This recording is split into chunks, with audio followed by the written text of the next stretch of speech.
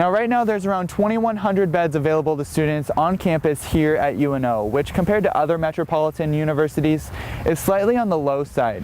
But the goal for the future is to double that number and have enough beds available for roughly 23% of the future student population. Now Columbus police tell me that they've learned that gangs can spread to a 250-mile radius of where the gangs are centrally located. With Columbus being situated in the middle of other Nebraska communities that have a bigger gang issue, like Grand Island and Omaha, it makes sense that Columbus would have a gang issue of their own.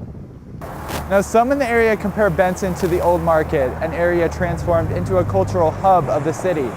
Not even 10 years ago, Benson suffered from quiet streets and empty storefronts. Today though, it's become a destination all its own. Before the new Nebraska Crossing Outlet Mall can open, it needs to fill its stores with both merchandise and employees. I would like a job, yeah. At Gretna High School Saturday, dozens came, resumes in hand, to a job fair aimed at filling some of the 700-plus jobs the mall brings.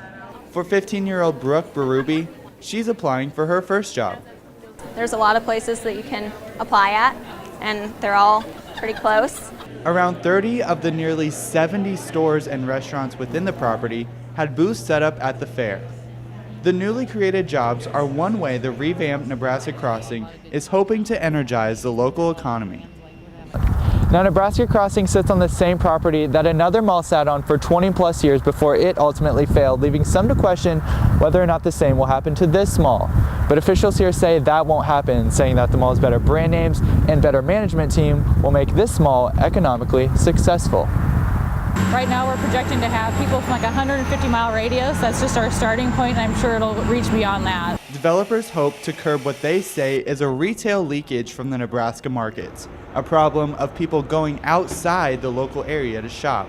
And support for these businesses helps boost the local economy and keeps thousands like the newly hired Brooke employed. Well, thank you so much. I appreciate it. For the Omaha News, I'm Tanner Kahler. They say in life, I've had a rough time we play the hand we're dealt. because I wasn't well. When Jessica Salego was in college, her professors noticed her struggles and recommended she see a counselor. That led to a diagnosis of depression, but still, Finally, it got to the point where I ended up in the hospital and was diagnosed bipolar. And I was so happy and relieved that it had a name and that there was treatment for it. treatment for bipolar disorder can be challenging, and for Jessica, she still felt that something was missing. I attended some support groups and I just didn't find them positive at all. After an episode of his own I had a crash and burn situation. and a diagnosis of bipolar disorder, Pastor Brad Haves founded Fresh Hope, a support group for people with mental illness. This Christian assembly holds group support sessions in this room at the Community of Grace Church in Elkhorn. Treatment is now a three-legged stool. It is medication, it is therapy, and it is peer support. Individuals and groups all around the country and the world even are hearing about Fresh Hope and wanting to start something similar where they live. Flyers and books like these help them do that. This overwhelming sense of love and belonging, I felt it right away. A mission to help live life with mental disorder, not just cope with it.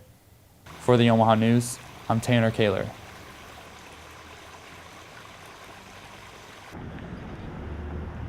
We've all heard that sometimes it takes a village.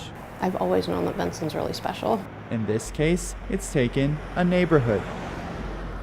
I think we've just discovered in Benson that you're just not going to make it if you haven't figured out a way to work with your neighbors. When Autumn Pruitt and her husband decided to open their second Aromas Coffee House location, they looked for an area of the city that matched the vibe of their other location in the old market. Their choice? Benson. Being in a historic neighborhood and being in a community made a lot of sense to us. And to a lot of others who see the improvements as well. Now some in the area compare Benson to the old market, an area transformed into a cultural hub of the city. Not even 10 years ago, Benson suffered from quiet streets and empty storefronts. Today though, it's become a destination all its own. You've got retail coming in, great new restaurants. Just a couple of years ago, we only had like 3 restaurants in the area. Now, my gosh, some of the best food in Omaha can be found right here in Benson. but there's still room for the neighborhood to improve. Benson is in an area considered a food desert, meaning residents have to travel more than 1 mile to get to any supermarkets. Benson's only grocery store, Louie's, closed in early 2012. But despite that, the area has come a long way in just a few short years, and it keeps business owners like Autumn looking forward to the future.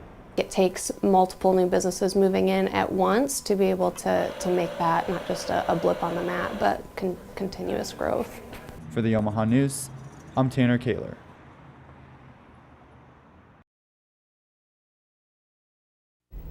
Welcome back to the Omaha News. I'm Tanner Kahler. And I'm Tasia Velasquez.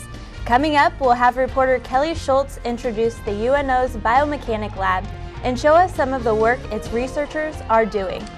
Also, Paul Dobler shows us that the Henry Dorley Zoo here in Omaha is more than just a family attraction. You're watching the Omaha News.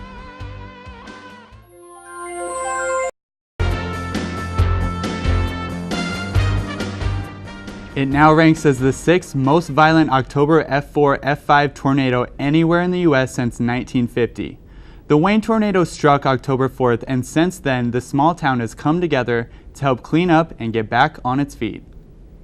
Some do it to save money or save the planet, while others just do it to stay healthy. For whatever the reason, many around the city are leaving the cars parked and taking the bikes out on the road. Thanks for tuning in to the Omaha News this week.